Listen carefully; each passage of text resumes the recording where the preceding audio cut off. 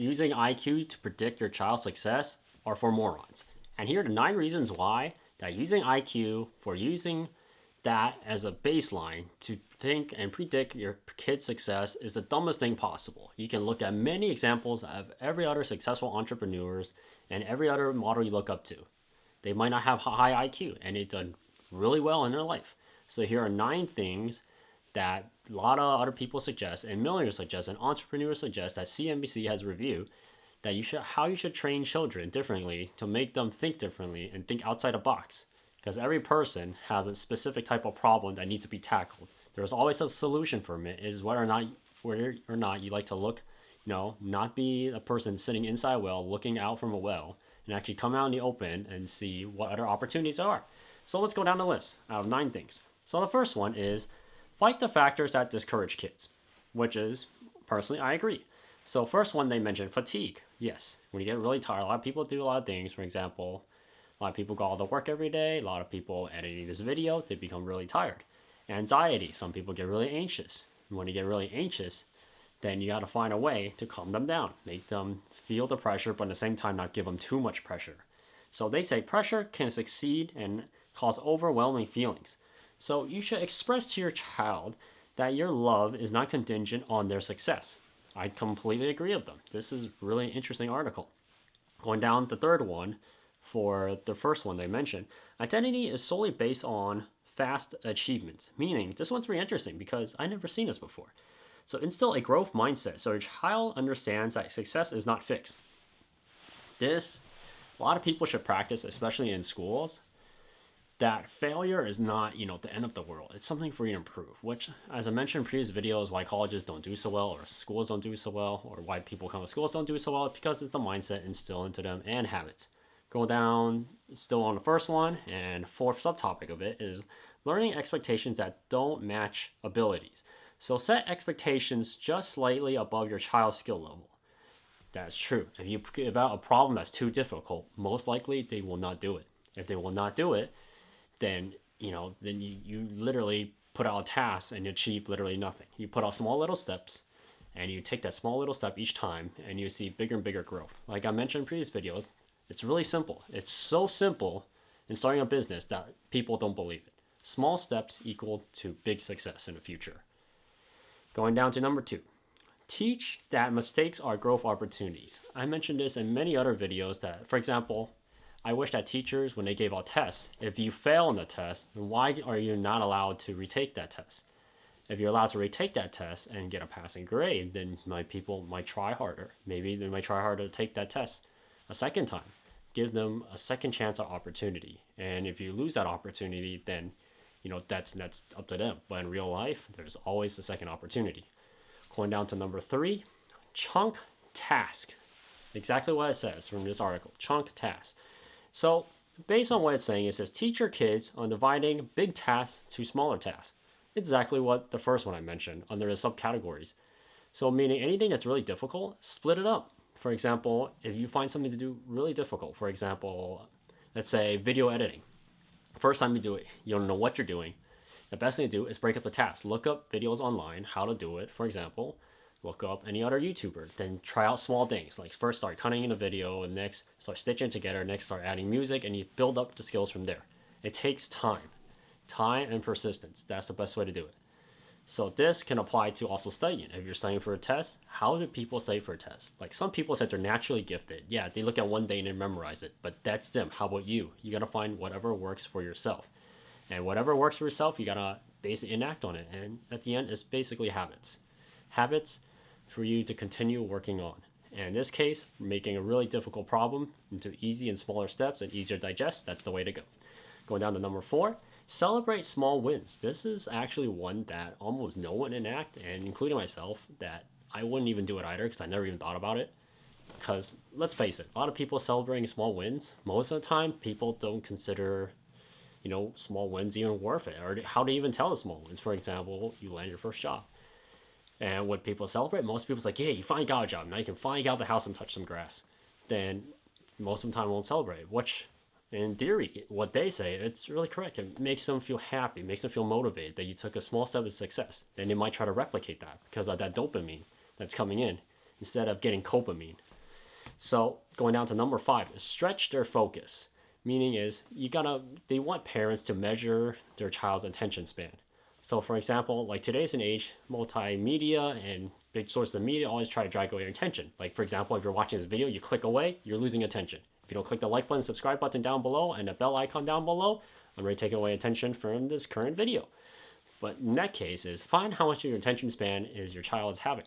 So when you find attention span, then you can take breaks in between. Then you find what works best for them and how to utilize that time, a short amount of time or maybe a long amount of time, because this is different from everyone. Going down to number 6, correct stumblers.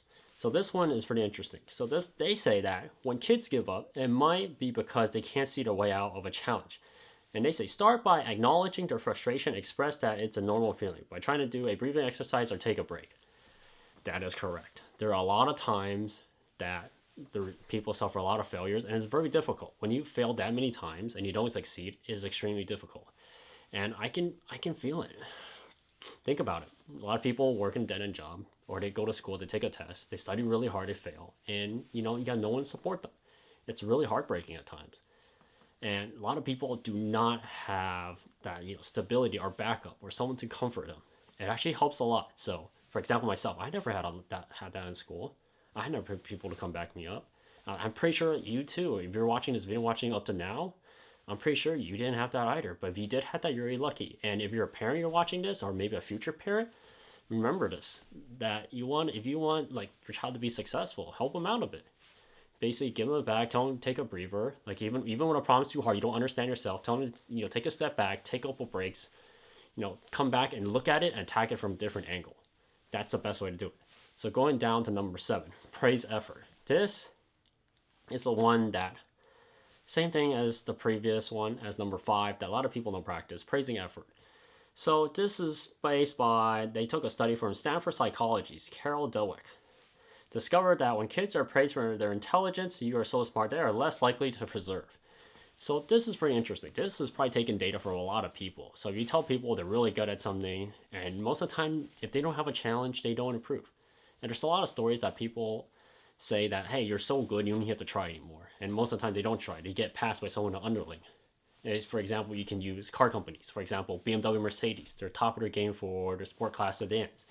And they said they're number one in this, number one in that. They don't really improve. Next thing you know, you got Tesla coming out of nowhere and kicked all their butts. That's exactly what happened. Another good example, you look at Intel versus AMD. Intel used to be the king. They're making all these processors. They're making these useless extreme editions. They don't even try to improve because basically there's no one to challenge them. And AMD slowly came back. Even AMD was doing hot garbage back in 2012. And making, basically what Intel was doing back in before. And all of a sudden they come out of nowhere and kick their butts. Same thing. Because they had no one to challenge them. And you had no one to praise their effort. So basically, if they small little efforts, you should praise them for it. And if you praise them for doing really well at that one time, you always should tell them, can you do better the next time? Simple as that. Going down to number 8. Number 8, they want to say that come up with stick-to-it statements. So this one I always mention the most because most people cannot do number 8, including myself. Because it's very hard to stick to something for a long periods of time. What I mean by long periods of time, especially in business, you're talking about 3+ years. You're looking at 3-5 years. At minimum, I'll say 3. 5, this should be what most businesses take. Any more than that, then you need to see change in other places somewhere else. That means something's going wrong with the business if you're not successful in it. So they say negative self-talk is I can't do it or I'm not smart enough. Derails perseverance. So meaning is when you put yourself down and all that negative energy coming out, it really puts yourself down. When you think it doesn't, or you're just saying it as a joke, it comes and hits you back because your subconscious, it will come to get you. When you say you can't do this or I can't do that. Oh, this is too difficult. Using words like that, it's basically a letdown. When you tell your employer, you don't tell your employer that. You said, okay, I'll take a look, I'll try. But you tell other people, I can't do this, I can't do that. You really, you put that energy out there and people don't want to come talk to you. You become socially isolated. You basically lose opportunities. It's like someone give you money. It's like, oh, I can't take that because it's too far. Some extreme task like that. It's literally what it is. So that one, you should just take those type of negative emotions out of your vocabulary, even you're really angry. So basically this is looking at, law of attraction. basically how you act to people, how you interact with people. Yes, it's all right to get angry. Remember, try not to let it put you down too many times. If you did something wrong, just admit it and take it to improve. But you find a challenge that's morally correct, then, try to make yourself better to improve. You do a mistake, you make something wrong, try to improve. You find something really difficult, then take little steps to get up there. Don't say you can't do it. You can just say, I'll try. I'll take what's my first step to get to point A, point B, point C. For example, I'm making the other series. How do I start up a business? Go from point A, point B, point C, because no one has ever done it on YouTube, and I'm going to make one live. So, I thought of a plan. If you think of a plan, stick to it. If you're making a business, for example, a restaurant, stick to it. Set up a plan and stick to it. Make changes along the way. You need to be flexible too. You can't be really hard-headed and stagnant. If you're really hard-headed and not learning of anything, or you have too much pride, it's really going to get you in business. For example, I got people who are like 18 coming out, teaching me new things I've never learned before. It's always good to learn new things, because you're human that way. The more you learn, the better you get. Going to the last one, number 9, step back and let them figure it out. So meaning is, when you're watching this video up to now, you should step back and figure out why you haven't clicked the subscribe button and the like button, also bell notification icon down below. But out of seriousness, at the end of this part, number 9 is, one of the rules that they mentioned is to never do something for children that they can do on their own. That is correct. And too bad, I'm a sucker for this. For example, let's compare this to parents versus grandparents. So grandparents make sense. They really need help. But sometimes parents are in a young age ask you do this, do that, but they can do it. And this can play out for their children too. It can go either or. It's a love-hate relationship. Or maybe sometimes it might be a love-love relationship, but sometimes it could be harmful. For example, a good one is, there's in certain cases and in certain families, they ask you to close the door all the time. Even you're like all the way to the other side of the house, or you're doing something busy. They keep yelling at you to go close the door. Even they have keys to their own door. Once you start, complying to the demand, they start relying on you to do it, even something so simple. So this also applies for schools, studies, and homework, and also for business. You ask them, can you help me out with this? Can you help me out with that? Then at the end, what type of value are you getting out of it? For business, it's a little bit more different because you're paying money for that value. But you're looking in real life, and an example in family situation, what are you getting out of that? Are you teaching them a good habit, or are you teaching them a bad habit? And you notice it. Pay attention to it. If by the end of this video, what the big takeaway is, observe your surroundings and learn from it at the end. So for this number 9, the big takeaway is, when you notice in your family, just look at a pattern or a trend. And it's human nature. Those trends will pop out, and when they pop out, you can tell that they have learned a habit. Whether it's for good or bad, it really depends on the perspective. And as for business, persistency is key.